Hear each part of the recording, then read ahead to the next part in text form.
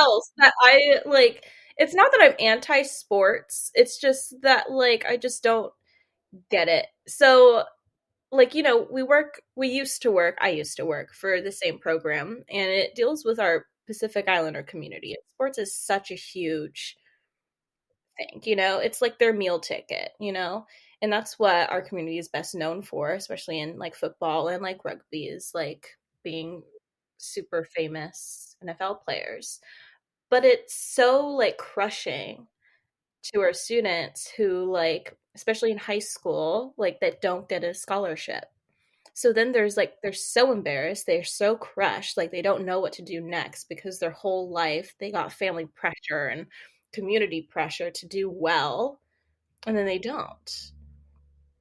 So I'm just kind of conflicted with the sports aspect in that way, and like we're treating our PI like, people and also other um communities of color as just bodies that can do sports and entertain us in that way. But they're intellectual and they have other things, but they see only that as their only path, you know? Yeah. Colonization has rewritten this history so that it erases the thousands of years of intellectual innovation that communities of color have made so that they only see the bodies. It's almost like another form of, some would argue, enslavement in a lot of ways. Like, you train your body, you use your body to make money for us, and you will be a spectacle that we watch and that we applaud for and that we ridicule and criticize as well. So that's a very scary embedded message there. Yeah, no, this is getting some. Those are definitely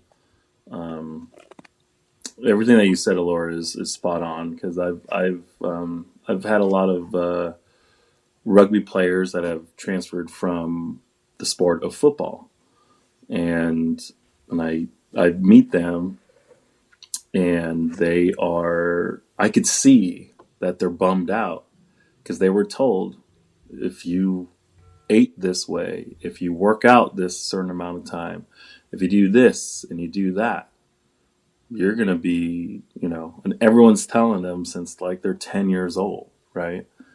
And then after they graduate high school, if they don't get that scholarship, they feel like a failure.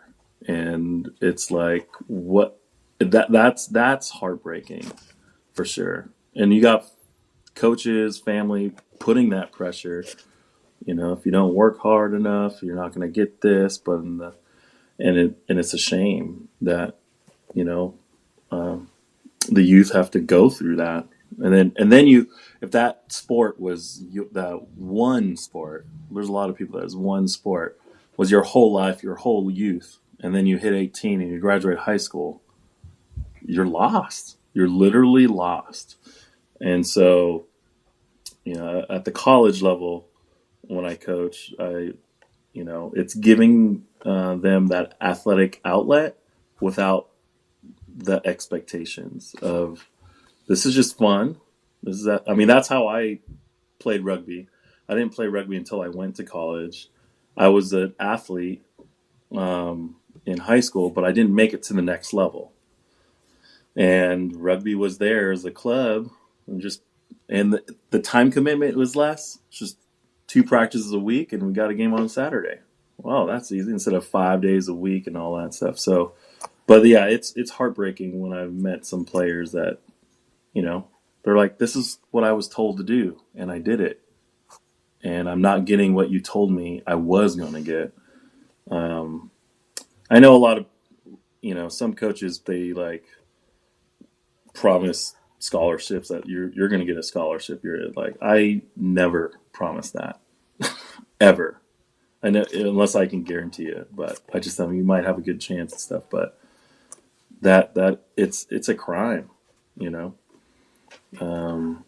So I think that requires such a big shift for the whole community and culture too, because I recently went to see Lisa Upereza speak on her book Gridiron Capital, and her father was a Hall of Fame recognized American football player.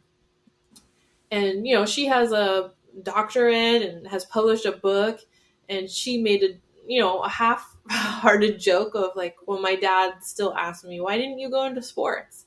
So she could Yeah. get all of these intellectual accolades and accomplishments, and he would still be asking, why didn't you go that carved path for us, which was athletics? Why didn't you use your body instead of your mind? So I think to make this cultural shift for communities of color and Pacific Islanders in specific, it takes the whole community to ask other questions, like set other expectations, show them Yeah. that it is possible to do other things. It reminds me of there's a scene in Jordan Peele's Get Out where they're I at don't know the that. party, and the white girl has a black boyfriend, and he's carrying his camera, and he's like this really artsy photographer and super smart and intellectual, and they keep asking him like, so you play basketball? Oh no. He's a football. Like, so what do you, oh my gosh, your biceps, they're so strong, and like, oh, your legs are so long, you must be an athlete. And he's like, no, I take pictures. Yeah. So it really takes like a real cultural shift to be able to talk about it and think about it in those different ways, to see people of color as a mind, not just the body. And I think that takes a lot of work collectively. Yeah. And another thing that really upsets me is when, especially at the high school level, in some different sports, that high school coaches, they use those bodies for the wins, right? And then I have, you know, worked with some students that they were superstars on their teams, football, right? And then they didn't graduate high school from that high school, you know? And that's like, this person literally made this high school money. People are coming to show, to buying the tickets to go see this game. And then it's like, what'd you do for that player?